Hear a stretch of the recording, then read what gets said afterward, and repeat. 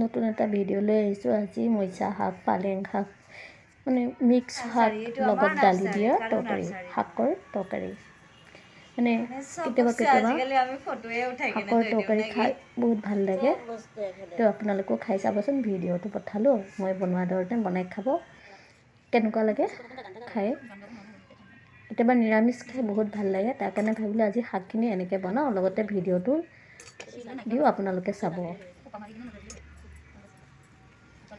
মই শাকখিনি কাটিলোঁ। শাক বহুত ধৰণৰ মিক্স আছে, তো কাটি কিনি কুকাৰ এটা দি তাতে মই আলু, দালি, বিলাহী, জলকীয়া আৰু অলপমান আদা নহৰু পিঁয়াজ তাত দি দিলোঁ। নিমখ কুকাৰত দি 3টামান চিটি লগাই দিছোঁ।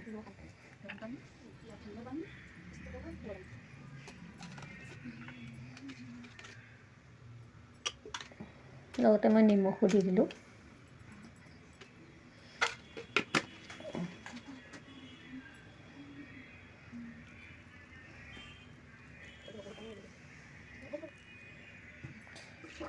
এয়া কুকাৰত দিলোঁ।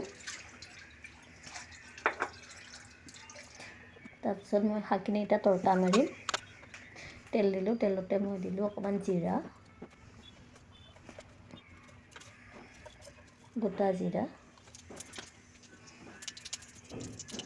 তাতে মই পিঁয়াজ আৰু নহৰু দিলোঁ। শাকত নহৰু দিলে ভাল লাগে। তাৰপিছত নহৰুটো মই পেচো দিছিলোঁ আৰু মই তেলতো নহৰু দিছোঁ, পিঁয়াজ, নহৰু আৰু গোটা জিৰা।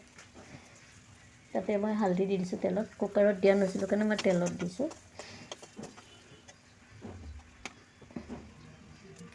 এনেকৈ মই বনাইছোঁ আৰু চিম্পুল, কিন্তু খাই ভাল লাগে। এনেকৈ খাই চাবচোন। এইখিনি এতিয়া মই দি কেৰাহীত বাকি দিলোঁ তেলত।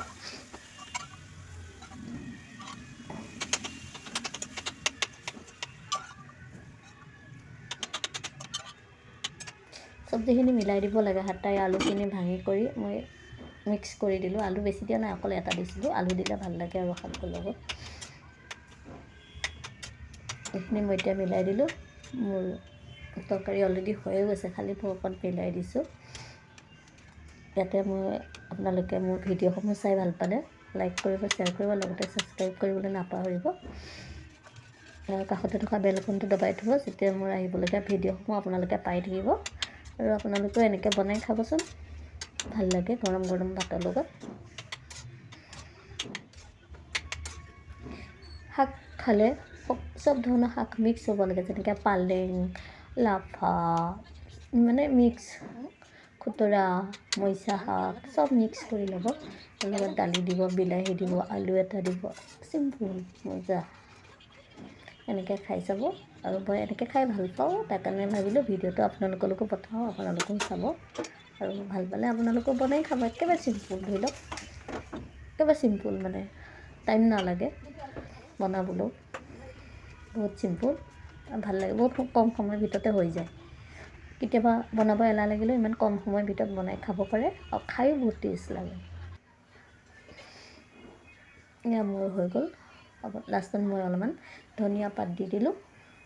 আৰু মোৰ তৰকাৰীখিনি হৈ গৈছে অলৰেডি।